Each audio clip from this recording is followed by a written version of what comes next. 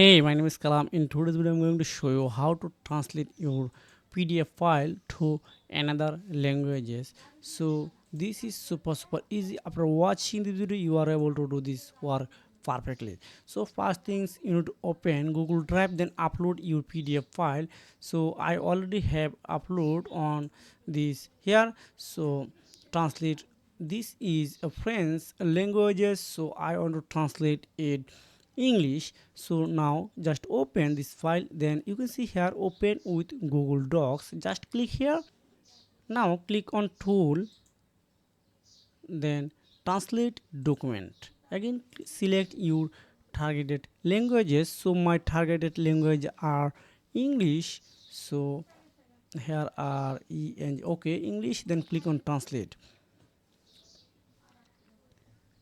Wow, it's already translate to French to English. So I need to just click on file, again click on download, then click on PDF. Wow, it's already again download to my computer as a English PDF. You can see. So this is the method how you can translate your PDF file to another languages using free methods. So if you have found this video helpful, make sure like and subscribe this channel so you can take care.